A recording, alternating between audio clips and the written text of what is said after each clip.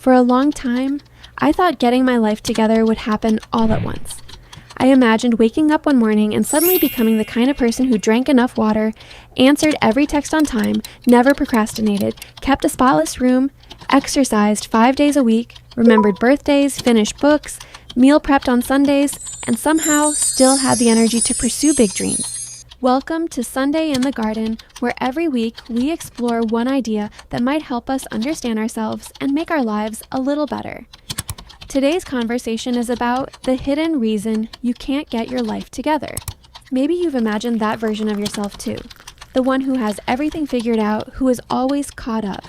The strange thing is that no matter how hard we try, that day never seems to arrive. Instead, life feels like a collection of unfinished tabs. There's laundry waiting to be folded, an email you've been meaning to reply to, 3 books you promised yourself you finish, a habit tracker abandoned halfway through the month, the workout you said you'll start on Monday, the room you'll clean tomorrow, the project you'll begin once life calms down. Somehow, despite constantly trying to improve ourselves, we end every week feeling like we've fallen behind. And I don't think that's because we're lazy. I think we've misunderstood what it means to have your life together. Somewhere along the way, we have replaced the idea of living well with the idea of managing everything. We're trying to optimize every corner of our lives. We track our sleep, our steps, our water intake, finances, number of pages we've read, habits, screen time, calendars, productivity, etc. Ironically, in our pursuit of becoming more organized, we've given ourselves dozens of new things to organize. Life slowly transforms into a never-ending maintenance project. Every improvement creates another responsibility. Buy more plants. Now remember to water them. Start journaling. Now don't break the streak. Cook healthier meals. Now plan groceries every week. Join the gym. Now feel guilty whenever you miss a session. None of these things are bad, but together they create a burden that's heavier than we realize. A constant feeling that your life is slightly incomplete, that there is always one more thing you should be doing. And because that feeling becomes so familiar, we stop questioning it. We assume adulthood is simply supposed to feel like this. But here's something I've noticed. Think about the happiest people you've met.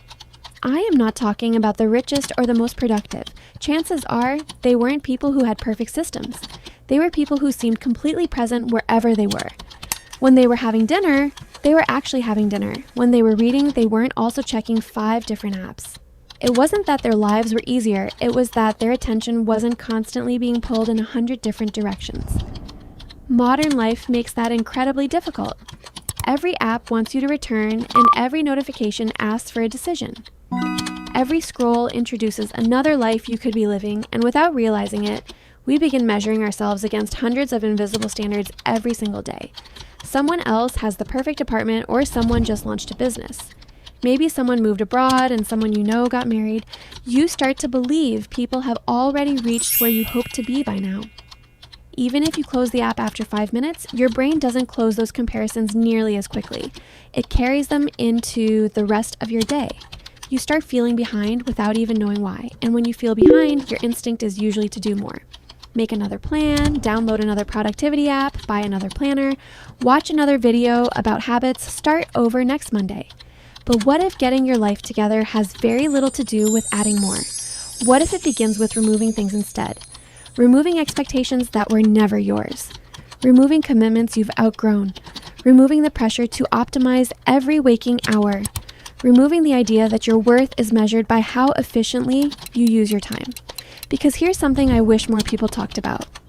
Your life doesn't feel together because every box is checked. It feels together when your environment supports your life, instead of becoming another project you're constantly trying to perfect. And when you stop waiting to become a different person before allowing yourself to enjoy the life you already have. Maybe the goal was never to get your life together. Maybe the goal was to stop pulling it apart in the first place. Because a meaningful life rarely looks perfectly organized from the outside. It simply feels peaceful from the inside. And that might be a much better definition of having your life together than the one we've been chasing all along. Thank you for spending a little time with me in your Sunday garden. If this conversation gave you something to think about, I'd love for you to subscribe and join us again next week. And if there's someone in your life who might need to hear this today, consider sharing this video with them. Until next time, take care of yourself and don't forget to slow down every once in a while.